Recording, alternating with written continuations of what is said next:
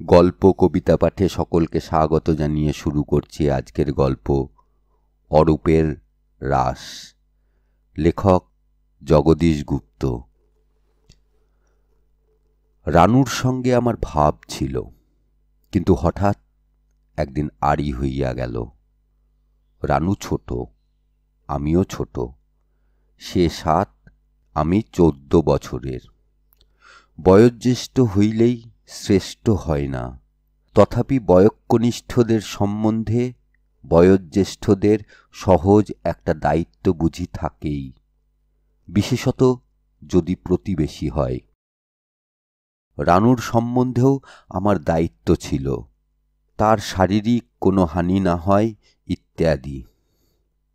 তত্ত্বাবধায়কের পদগুরুত্ব উপলব্ধি করিয়া মাঝে মাঝে তাহাকে শাসন করিতেও যাইতাম, কিন্তু সে শাসনের ফলে তাহার সংশোধন কতদূর হইত তাহা নির্দেশ করিতে যাওয়া তার রূপের ব্যাখ্যার মতোই নিষ্প্রয়োজন। আমার গম্ভীর মুখের দিকে চাহিয়া সে হাসিয়া আমার গায়ের উপর গড়াইয়া পড়িত, বলিত, কানুদা একটা বড় মানুষ কি না, তাই বকতে বসেছে, হি হি হি হি। কিন্তু হতোদ্যম আমি কখনোই হই নাই। রানুর পিতা যদুগোপাল দত্ত মহাশয় অবস্থাপন্ন নহেন, নিঃস্বও নহেন। তাহার চাকরিতে উপরি পাওনাও ছিল। এই পয়সাটা অধর্মের পয়সা, কিন্তু মাহিনার অল্প টাকাতেই সাংসারিক খরচটা কুলাইয়া ওই অধর্মের পয়সার সবটাই জমিত। জন্ম, মৃত্যু, পাস ফেল, আয়ের হ্রাসবৃদ্ধি, বিবাহ, এই রকমের সামান্য পারিবারিক পরিবর্তন ছাড়া গৃহস্থ বাঙালির ঘরে উল্লেখযোগ্য বড় কিছু ঘটে না। আমাদেরও ঘটে নাই। আমি একবার ফেল, একবার পাস করিয়াছি, আর একবার কি করিব তাহা দৈবের হাতে ছাড়িয়া দিয়াছি। যদুগোপাল বাবুর 4 টাকা বেতন বৃদ্ধি হইয়াছে, এবং আর একটা বৃদ্ধি আসন্ন হইয়াছে। রানুর বয়স 10, আমার 17। রানু আমার পরিবার ঘরে ঢুকিয়া আমার পাঠ্যপুস্তকের নেলসনের মৃত্যু দৃশ্যের উপর আঙুল রাখিয়া বলিল, এটা কিসের ছবি কানুদা? যুদ্ধের ছবি। লোকটার বুকে গুলি লেগেছে, গুলি খেয়ে সে মরছে, বলিয়া ডান হাত দিয়া মরণোন্মুখ নেলসনকে দেখাইয়া দিলাম এবং বাঁ হাত দিয়া রানুর কোটি বেষ্টন করিয়া তাহার মুখের দিকে চাহিলাম। চট করিয়া একবার পিছন দিককার দরজার দিকে দৃষ্টি নিক্ষেপ করিয়া রানু নিজেকে মুক্ত করিয়া লইয়া বলিল, আর কি কি ছবি আছে দেখাও। রানুর ওই চট করিয়া দরজার দিকে চাহিবার অর্থটা আমার না বুঝিবার কথা নয়, এবং অক্লেশে তাহা বুঝিয়া ফেলিয়া 10 বৎসরের বালিকার এই অকাল পরিপক্কতায় আমার বিস্ময়ের সীমা রহিল না। কিন্তু আমার কি দুর্মতি ঘটিল জানি না, সকৌতুকে হাসিয়া বলিলাম, ঢের ছবি আছে, কিন্তু আগে তুই বল, তুই ছবি দেখতেই এসেছিস না আর কোনো মতলব আছে? মনে হইল রানু এই ঘুরানো কথাটার অর্থ করিতেই পারিবে না, তবু পারে কিনা দেখিবার জন্য একটা উৎকণ্ঠাও জন্মিল। রানু তৎক্ষণাৎ কথাটার উত্তর দিল না।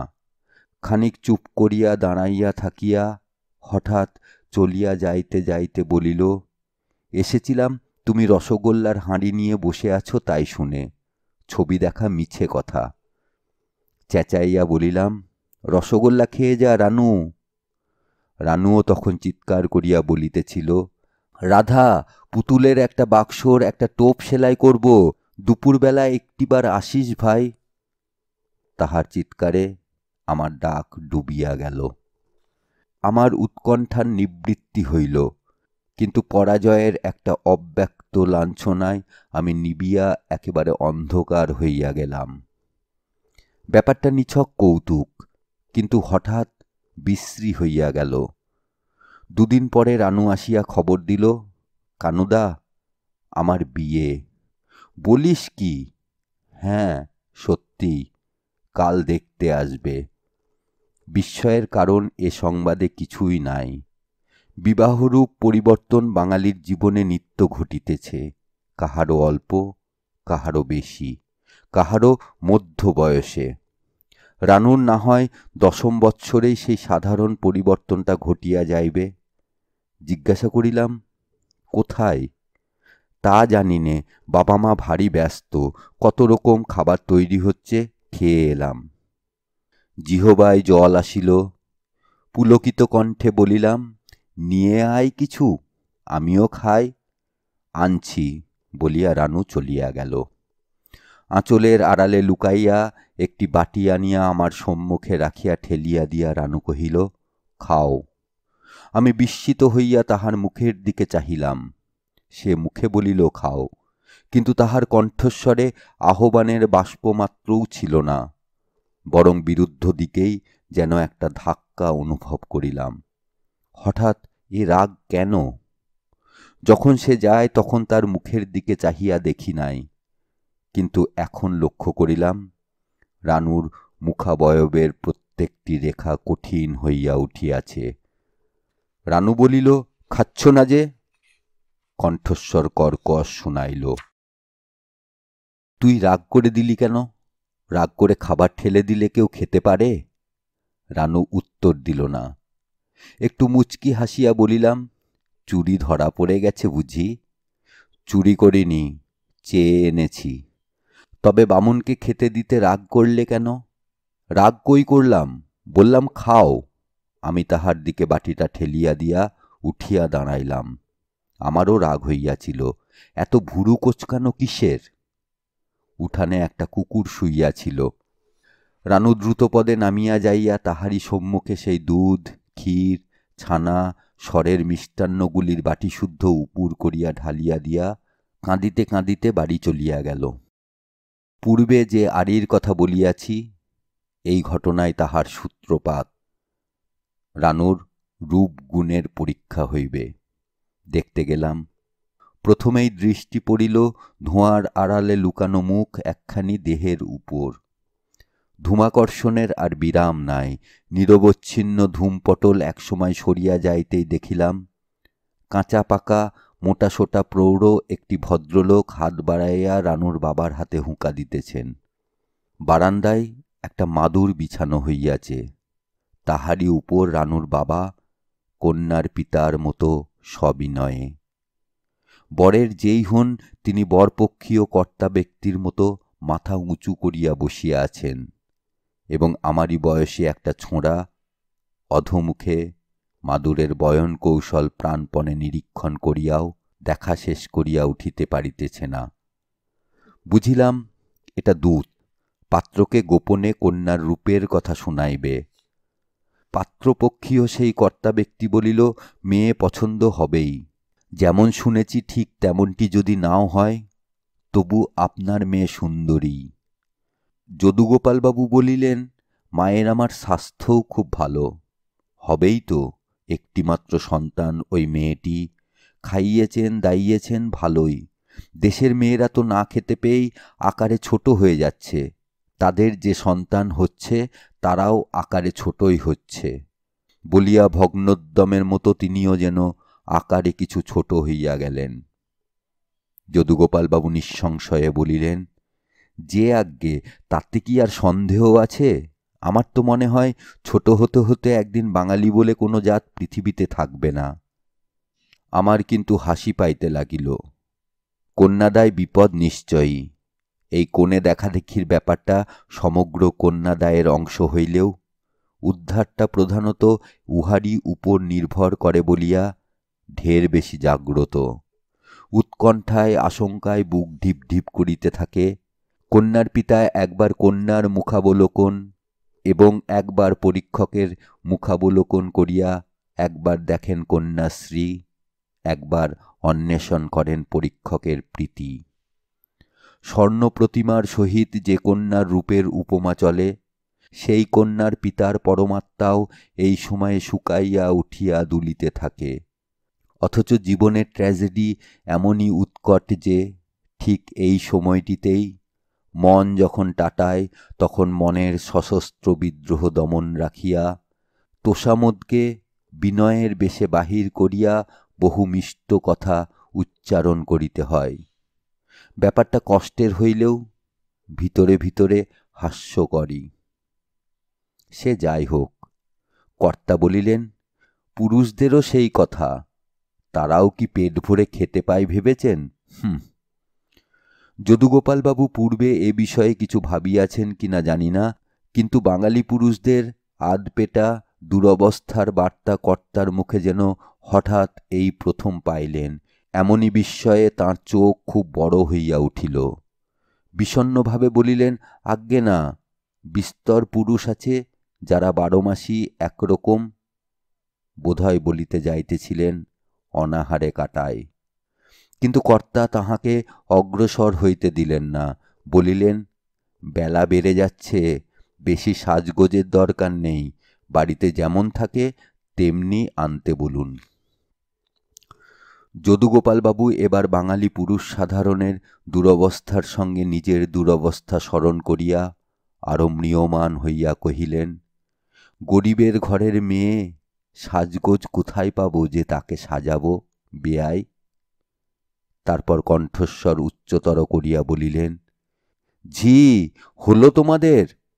ঘরের ভিতর হইতে উত্তর আসিল, হয়েছে বেয়াই। ইনি তবে পাত্রের পিতা স্বয়ং। একটু পরে ঝি হাত ধরিয়া রানুকে চৌকাঠের ধারে আনিতেই সেই দিকে চাহিয়া আমার মুখ দিয়া সহসা বাহির হইয়া গেল, বাহ! সাদা সেমিজের উপর লাল চওড়া পেরে একখানা কাপড় পরনে, লাল একটা রেশমি ফিতা দিয়া মাথার মাঝখানটা বাঁধা, কপালের উপর চুলের পাতা, পায়ে আলতা, 2 ভ্রুর মাঝখানে ছোট্ট একটি কালো টিপ। পরীক্ষা দেবার উপযোগী বেশ, পরিপাট্য রানুর মাত্র এইটুকু। কিন্তু এই নিতান্ত সাধারণ বেশেই রানুর রূপ অসাধারণ নূতন মাধুর্যে মণ্ডিত হইয়া আমার চোখে পড়িয়া গেল। রানুর মুখের উপর হইতে চোখ ফিরাইয়া আমার মুখের দিকে চাহিয়া যদুগোপালবাবুর বেয়াই বলিলেন, বাই বটে, এসো মা, এসো বসো, বলিয়া সম্মুখস্থ খালি স্থানটিতে হাত রাখিলেন। ধীরে ধীরে নামিয়া আসিয়া রানু তাহার সম্মুখে মাথা হেঁট করিয়া বসিল। ঝি পাশের দিকে মুখ করিয়া তাহার গা ঘেঁষিয়া বসিল। কিন্তু আমার বুকের ভিতরকার বাক্স্ফূর্তি যেন অকস্মাৎ অবরুদ্ধ হইয়া গেল। বহুদূরের কুজ্ঝটিকার আবরণ যেমন দেখায়, তেমনি একটা অনির্দেশ্য অস্পষ্ট ইচ্ছায় আমার মনের আকাশ ধীরে ধীরে আবিল হইয়া উঠিতে লাগিল। হঠাৎ চমক ভাঙিয়া শুনিলাম বেয়াই বলিতেছেন, আপনার মেয়ে সুলক্ষণা এবং সুন্দরী বটে, সচরাচর এমনটি চোখে পড়ে না। রূপের খ্যাতি যেমন শুনে এসেছিলাম, তার শতগুণ বেশি রূপবতী আপনার মেয়ে। কানে শুনে এ রূপ ধারণ করা যায় না। এ মেয়ে আমি নেব, বলিয়া রানুর হাত দুখানি তুলিয়া ধরিলেন। যদুগোপালবাবু বলিলেন, আপনার অগাধ দয়া, দয়া নয় গরজ, আপনার মেয়ের অদৃষ্টে আমার ছেলে রাজা হবে। যদুগোপালবাবু হাসিলেন, কিন্তু হাসিলেন বলিলে যেন ঠিক হয় না। বেয়াইয়ের উচ্ছ্বসিত কণ্ঠের টানে তাহার প্রাণের আনন্দ ও গর্ব যেন এক ঝলক উছলিয়া পড়িল। আমিও মনে মনে সর্বান্তকরণে কর্তার উক্তির সমর্থনই করিলাম। রানুকে যে বিবাহ করিবে, সে যে রাজ্যেশ্বরের মতোই ভাগ্যবান, এবং 2টি মন্ত্র উচ্চারণ করিয়া সে যে রাজ্য ঐশ্বর্যই গৃহে লইয়া যাইবে, তাহাতে কিছুমাত্র ভুল নাই। যদুগোপালবাবু কিছুক্ষণ ইতস্তত এদিক ওদিক করিয়া পণের কথাটা তুলিয়া ফেলিলেন। বলিলেন, বড় দরিদ্র আমি, শুধু মেয়েটিকেই নিয়ে বসে আছি, তাকে কি দিয়ে বিদায় দেব সে সংস্থান। যদুগোপালবাবু যেন কত বড় একটা লজ্জাকর শ্রুতির অযোগ্য কথা কহিতে শুরু করিয়াছেন, এমনি শশব্যস্তে বেয়াই জিভ কাটিয়া বসিলেন। বলিলেন, সর্বনাশ, অমন কথাও বলবেন না, স্বয়ং মা লক্ষ্মীকে নিয়ে যাব, তিনিই আমার ঘর ধনে পুত্রে পূর্ণ করে তুলবেন। আপনার 2-1 হাজারের ওপর আমার লোভ নেই। শুনিয়া কেন জানি না আমারই চোখে জল আসিল। এই দুঃসহ সুসংবাদটা যদুগোপালবাবুর একেবারেই অপ্রত্যাশিত। যদুগোপালবাবু স্থির দৃষ্টিতে মিনিটখানেক বেয়াইয়ের মুখের দিকে চাহিয়া থাকিয়া আচম্বিতে তাহার পায়ের উপর উপুর হইয়া পড়িলেন। বেয়াইয়ের এ বিপদটাও সম্পূর্ণ অপ্রত্যাশিত। নিজের কথার ফলে এহেন সংকটে পড়িতে হইবে জানিলে তিনি বিনাপণে রাজলক্ষ্মী ঘরে তুলিবার শুভ ইচ্ছাটা মুখোমুখি না বলিয়া বোধ করি ডাকযোগেই জ্ঞাপন করিতেন। মোটা মানুষ, তাহার উপর পায়ের উপর আস্ত একটা মানুষ উপুর হইয়া পড়িয়া সহসা পিছে হটা বা উঠিয়া দাঁড়ানো বেয়াইয়ের সাধ্যাতীত। সে চেষ্টাও তিনি করিলেন না। যদুগোপালবাবুর 2 কাঁধ তিনি 2 হাতে ধরিয়া পায়ের উপর হইতে তাহাকে একরকম ঠেলিয়াই তুলিয়া দিলেন। অপ্রসন্ন মুখে বলিলেন, বেয়াই, এ কি কাণ্ড আপনি করে বসলেন? মেয়ের সামনে আপনি আমাকে লজ্জা কেন দিলেন? চোখে আপনার জলই বা কেন? রানুর মুখের দিকে চাহিলাম। তার রাগ দেখিয়াছি, কান্না দেখিয়াছি, অবাধ্যতা দেখিয়াছি, চঞ্চলতা দেখিয়াছি, কিন্তু লজ্জা দেখিলাম এই প্রথম।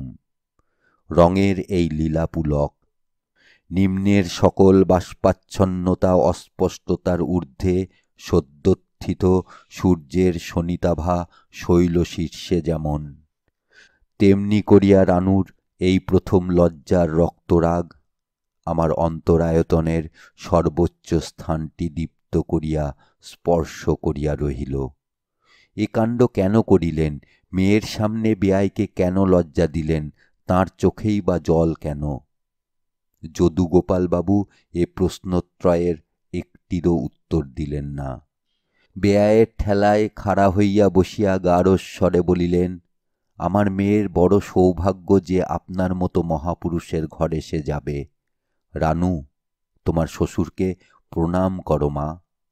রানুর চোখের পক্ষরাজির সূক্ষ্ম কৃষ্ণরেখাটা শুধু দেখা যাইতেছিল। এইবার সে চোখ তুলিয়া ভাবি শ্বশুরের মুখের দিকে চাহিল। তারপর চোখ নামাইয়া হাত বাড়াইয়া অত্যন্ত ধীরে ধীরে তাহার পদধূলি গ্রহণ করিল। তিনি বিড়বিড় করিয়া অস্পষ্ট ভাষায় রানুকে বোধহয় আশীর্বাদ করিলেন এবং ঝিকে বলিলেন, মাকে ঘরে নিয়ে যাও, দেখা শেষ হয়েছে। ঝি রানুর হাত ধরিয়া ঘরে লইয়া গেল। তার পিঠের উপর এলানো চুল বাতাসে একবার দুলিয়া উঠিল।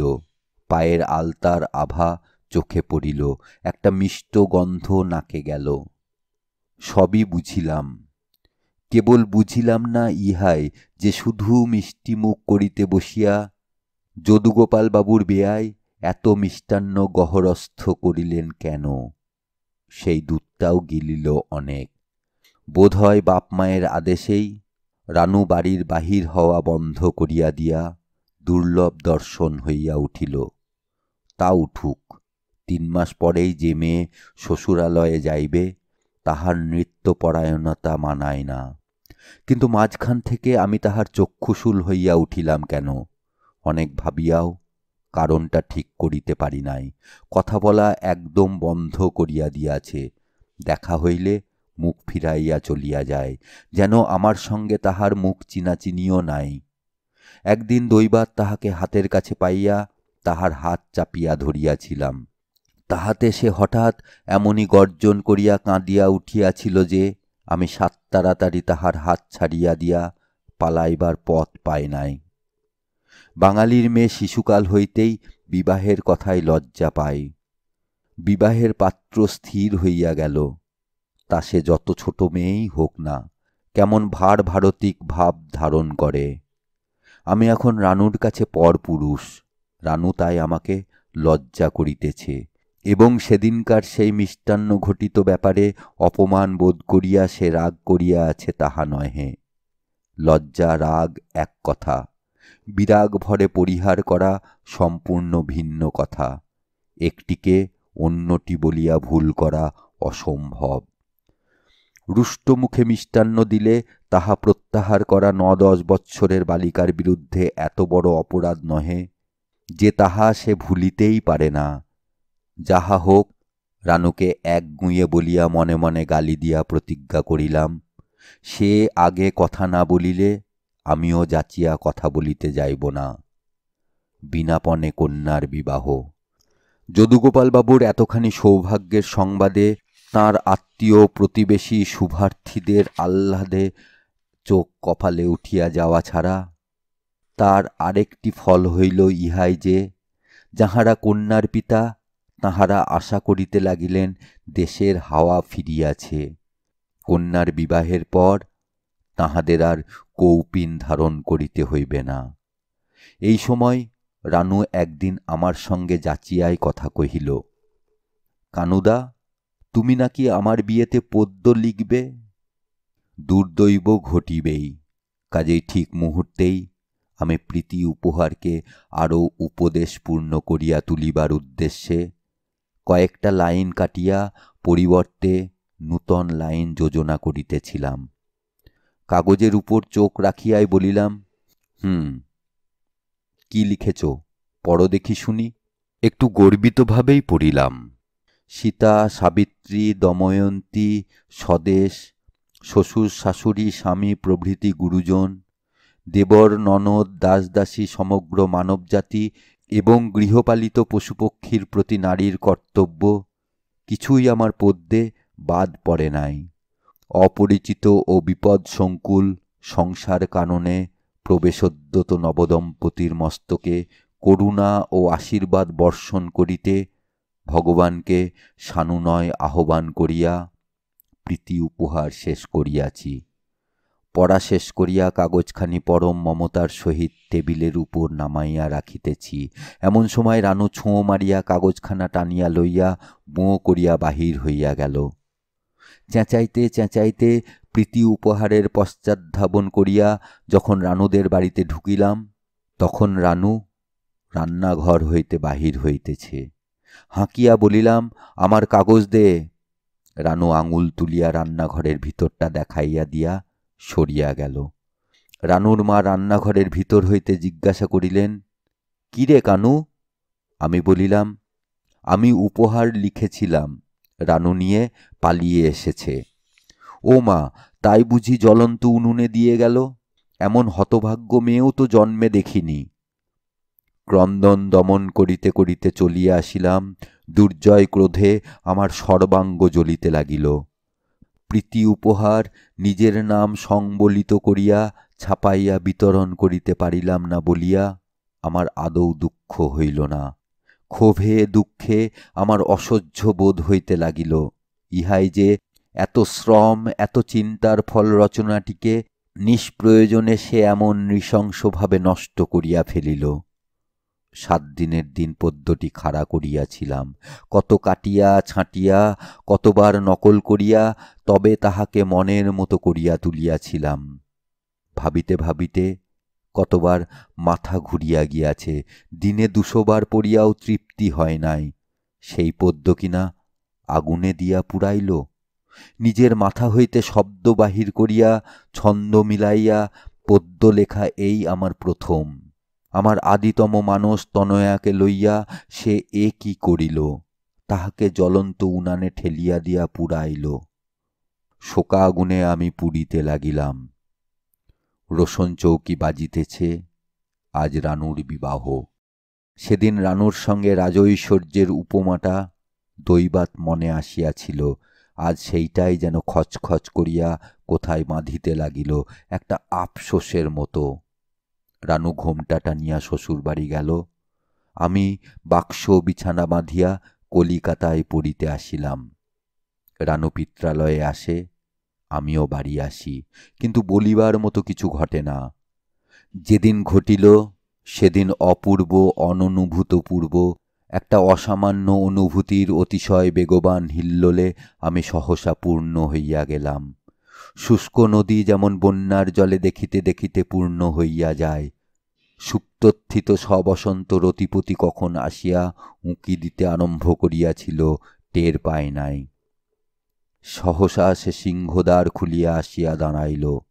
এবং সেই মুহূর্তেই আমার উল্লসিত চোখের সম্মুখে জল স্থল অন্তরিক্ষে একটা লোহিত মায়াঞ্জন ব্যাপ্ত হইয়া গেল। রানু আমাকে দেখিতে পায় নাই। আমি তাহার জ্বলন্ত রূপ আর দুরন্ত যৌবনের দিকে চাহিয়াছিলাম। নেত্রে সেই উন্মত্ত সম্ভোগ জীবনের প্রতিদিনের বস্তু নয়। চোখের পলক পড়িতে চাহে নাই। ঘটনা আমাদের বাড়িতেই। যখন দৈবাৎ এক সময়ে তাহার সঙ্গে আমার দৃষ্টির মিলন হইয়া গেল, তখনই রানু লাল হইয়া উঠিয়া শশব্যস্তে স্থান ত্যাগ করিয়া গেল। অন্তরের তৃষ্ণার্ত কলুষ অগ্নিতরঙ্গের মতো আমার বুক জুড়িয়া গড়াইয়া বেড়াইতে লাগিল। রানুর বয়স এখন 14, কিন্তু অতুলনীয় প্রচুর স্বাস্থ্যের প্রভাবে সে ওই বয়সেই কৈশোর উত্তীর্ণ হইয়া পূর্ণ যৌবনের মধ্যাহ্নে আসিয়া দাঁড়াইয়াছে। দুদিন পরেই রানুর সঙ্গে 2 বাড়ির যাতায়াতের পথে দেখা হইল। আমাকে দূর হইতে দেখিয়াই সে থমকিয়া দাঁড়াইল, যেন ফিরিয়া যাইবে, কিন্তু তার বদলে সে আঁচল তুলিয়া মুখ আড়াল করিয়া পথ ছাড়িয়া সরিয়া দাঁড়াইল। পাশ দিয়া যাইতে যাইতে মুখে বলিলাম, আমি কানু। কিন্তু মনের ভিতর যে কাণ্ড চলিতে লাগিল, তাহার মূর্তি ঝটিকা হত সিন্ধুর মতো। রানু বলিল, তা জানি, তুমি আমার মুখ দেখবার যোগ্য নও, বলিয়া সে দ্রুত পদে অগ্রসর হইয়া গেল। ঘটনার সূত্র ধরিয়া কথার অর্থ ঠিকই বুঝিলাম, কিন্তু বিদ্ধ হইয়া অভিমান করিতে পারিলাম না। তাহাকে নূতন চক্ষে দেখিয়া অবধি বুকে যে ঝড় উঠিয়াছিল, ক্রোধ অভিমানের সাধ্যই ছিল না তার মধ্যে মাথা তোলে। অন্তরলোকের জ্যোতির্মঞ্চের দিকে চাহিয়া দেখিলাম, নিঃসঙ্গ 2টি গ্রহের মতো সে আর আমি। এত খবর রানু জানে না। রানু স্বামীর ঘরে গেল। কিছুদিন পরেই হঠাৎ একদিন মৃত্যু ক্ষুধিত রাক্ষসের মূর্তিতে দেখা দিয়া নরনারীগুলিকে যেন 2 হাতে মুখে তুলিয়া অবিরাম গ্রাস করিতে লাগিল। ক্রন্দনে হরিধ্বনিতে আকাশ পূর্ণ হইয়া গেল। সব বাহকের মুখে হরিধ্বনি, পীড়িতের শয্যাপার্শ্বে হরিধ্বনি, দলবদ্ধ লোকের মুখে হরিধ্বনি। কিন্তু হরিঠাকুর ভয়ার্ত জীবিতের আকুল আহ্বানে কর্ণপাতও করিলেন না। লোক মরিতেই লাগিল। মহামারী আরম্ভ হইবার 7ম দিনে রানুর পিতা ও মাতা মাত্র 12 ঘণ্টার ব্যবধানে কালগ্রাসে পতিত হইলেন। রানুকে দুঃসংবাদটা দিয়া আমরা দেশ ছাড়িয়া পলায়ন করিলাম। দেশে ফিরিয়া আসিয়াছি। 6 মাসে শ্মশান আবার লোকালয়ের আকার ধারণ করিয়াছে। বাবা রানুকে তাহাদের ঘরবাড়ির একটা ব্যবস্থা করিবার জন্য পত্র লিখিলেন। রানু লিখিল, বাড়ি বেচিয়া ফেলুন। সেদিন আমিও একখানা পত্র পাইলাম। দেখিয়াই চিনিলাম, ঠিকানা লেখা রানুর। লিখিয়াছে, কানুদা, তোমার সঙ্গে জীবনে আর দেখা হইবে না। জীবনে ইহাই আমার সকল দুঃখের বড় দুঃখ। 2টি দিনের কথা তোমার মনে পড়ে? যেদিন রাগ করিয়া দিয়াছিলাম বলিয়া খাবার খাও নাই, আর যেদিন তোমার প্রীতি উপহারের কাগজ আগুনে ফেলিয়া দিয়েছিলাম। কারণ কি তুমি নিশ্চয় জানো না, শুধু এইটুকু জানিয়া রাখো, তোমার সে উল্লাস আমার সহ্য হয় নাই। তুমি ব্রাহ্মণ, আমি শূদ্রাণী। আমার প্রণাম গ্রহণ করো। ইতি রানু। রানুর পত্র পড়িয়া শূন্যের দিকে চাহিয়া আমার দৃষ্টি নিষ্পলক হইয়া গিয়াছিল। অবাক মন দিশা পায় নাই। কিন্তু অদৃষ্টে ছিল রানুর সঙ্গে আবার দেখা হইবে। রানুর স্বামী বদলি হইয়া আমাদের দেশে রানুরই হস্তান্তরিত বাড়িতে ভাড়াটে হইয়া আসিল। রানু প্রথমটা কান্নাকাটি করিয়া আমার স্ত্রীর সখিত্বে সুস্থির হইলে দেখিলাম, রানু ইন্দিরাকে একান্ত সন্নিকটে টানিয়া লইয়া আমাকে তার রাজ্য হইতে একেবারে নির্বাসিত করিয়া দিয়াছে। আশা করিয়াছিলাম অন্ততপক্ষে কানুদা বলিয়া ডাক দিয়া রানু আমার পায়ের ধুলা লইয়া যাইবে, কিন্তু আসিল না। ইন্দিরা বলিল, রানুর ছেলেটি বড় সুন্দর হয়েছে, হবারই তো কথা, ওরা দুজনেই সুন্দর, ছেলেটাকে আমায় দেবে বলেছে। ইন্দিরার পক্ষ হইতে ছেলে যাওয়া অস্বাভাবিক নয়। জিজ্ঞাসা করিলাম, চেয়েছিলে বুঝি? না না, চাইব কেন, সেই বললে, বউ আমার ছেলেটা তুই নে। বেশ দয়ালু তো। হঠাৎ ইন্দিরা লাল হইয়া উঠিল। তাহার এই চমৎকার লজ্জা দেখিয়াই মনে পড়িয়া গেল আমার শেষ কথাটার অর্থ বহুদূর যায়। পুত্রবতী হইবার আশা একেবারে ত্যাগ করিয়া না বসিলে রানুর দানে দয়ার কথাটা আসে না। কিন্তু ইন্দিরার বয়স সবে 15। জিজ্ঞাসা করিলাম, ছেলের নাম কি? বেনু। মনে মনে আবৃত্তি করিলাম, কানু বেনু। কেন জানি না, ছেলের নাম বেনু রাখা এবং ব্যাপার বেনামিতে নিষ্পন্ন করিয়া তাহাকে আমার ক্রোড়ে অর্পণ করিবার অসত্য প্রস্তাবের একটা গভীর নিহিত অর্থ ও অভিসন্ধি যেন ধীরে ধীরে স্পষ্ট হইয়া উঠিতে লাগিল। হয়তো আমার কল্পনা অমূলক, হয়তো চিন্তা ও ইচ্ছা পরস্পর অবিচ্ছেদ্য, কিন্তু ভ্রান্তির মধ্যে জন্মলাভ করিয়া হর্ষের যে কম্পন প্রাণের উপর দিয়া শিরশির করিয়া বহিয়া গেল, তাহা পরম তৃপ্তির সঙ্গেই উপভোগ করিলাম।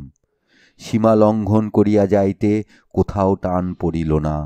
বেনুর মুখের দিকে চাহিয়া ইন্দিরা বলিল, দুটি দাঁত উঠেছে মুক্তোর মতো, নেবে কোলে? দাও বলিয়া হাত বাড়াইতেই বেনু নির্বিবাদে আমার কোলে আসিল। ইন্দিরা হাসিয়া বলিল, বেশ আলাপি।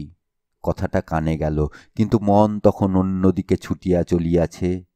তাহারই অঙ্গ বিচ্যুত এই শিশু, তাহারই সুনিবিড় আকাঙ্ক্ষার পরিতৃপ্তির এই বিগ্রহ, তাহারই প্রাণের স্পন্দন, দেহের বিন্দু বিন্দু খরিত রক্ত, হৃদয়ের আনন্দরস স্থানান্তরিত হইয়া আমার অঙ্গ স্পর্শ করিয়া আছে। মুখ তুলিয়া দেখিলাম ইন্দিরা বেনুর দিকে অত্যন্ত লালসার চক্ষে চাহিয়া আছে। আমি চোখ তুলিতেই ইন্দিরা একটু হাসিয়া সরিয়া গেল। আমারও চক্ষে লালসা ছিল, কিন্তু দুটিতে এমনি অমিল যেন হাসি আর কান্না। বেনুর চোখের দিকে চাহিলাম, ঠিক তেমনি চক্ষু দুটি, কোথায় প্রভেদ কোথায় নয়, মিল অমিলের কোথায় সন্ধিস্থল, সে বিশ্লেষণ নিমেষেই অতিক্রম করিয়া আমার দৃষ্টি সেই দৃষ্টির নীল পারাবারে ডুবিয়া গেল। সহসা মনে হইল আমি যেন অপূর্ণ, জীবনের অর্ধাংশ বিচ্ছিন্ন কক্ষচ্যুত হইয়া আমাকে স্বতন্ত্র করিয়া দিয়াছে। সর্বত্রই ঐক্য শান্তি। কেবল কি হইলে কি হইত, ইহারই একটা অস্থির উত্তপ্ত কল্পনা আমার একটা দিক যেমন শুষ্ক ও বেদনাময় করিয়া তুলিয়াছে, অন্যদিকে একটা দুরু দুরু শঙ্কারও শেষ নাই। পাছে এই বেদনা অসার হইয়া একদিন মনে নিরাশার লোল স্থবিরত্ব আসিয়া যায়। ইন্দিরা আসিয়া অস্থির হইয়া গেল। ছেলে কোলে করার রকম ওই নাকি? বেনুকে তাহার হাতে তুলিয়া দিয়া বলিলাম, রকম দুরস্ত হয়ে আসবে। যতদিন তা না হয় ততদিন পরের ছেলে একটু অসুবিধা ভোগ করলই বা। একটা ধমক খাইলাম। আমার অন্তর্গূঢ় সুখের শত্রু হইয়া উঠিল ঈর্ষা। থাকিয়া থাকিয়া বুক টনটন করিয়া চোখের সম্মুখে ফুটিয়া ওঠে আমার নিজেরই বিবাহিত জীবনের অভিজ্ঞতার ভিতর দিয়া একটা ছবি। রানু পরস্ত্রী। এই জ্ঞানটা অনায়াস সুখ সমাদরের সঙ্গে মনে মনে লালন করিবার বস্তু নয়। অনিবার্য অঙ্কুশ তাড়না যেন ক্ষিপ্ত করিয়া তুলিতে চায়। ইন্দিরা একটা নূতন খবর দিল, রানুটা একটা পাগল। মানে? বলে, আয় বউ, তুই আর আমি এক হয়ে যাই। পাগলের লক্ষণই বটে। তুমি কি বললে? জিজ্ঞাসা করিলাম। ইন্দিরা কি একটা উত্তরও দিল, কিন্তু ইন্দিরা তখন তাহার শব্দ স্পর্শ লইয়া আমার সম্মুখ হইতে একেবারে মুছিয়া গেছে। সর্বাঙ্গে রোমাঞ্চের কণ্টকোৎসব জাগাইয়া আনন্দের সুতীব্র শিখা আমার স্নায়ু শিরায় প্রজ্জ্বলিত হইয়া উঠিয়াছে। কতক্ষণ এই উদ্বেলিত আনন্দে মুহ্যমান হইয়াছিলাম, কি করিয়াছিলাম জানি না। হুঁশ ফিরিলে দেখিলাম ইন্দিরা অবাক হইয়া আমার দিকে চাহিয়া আছে।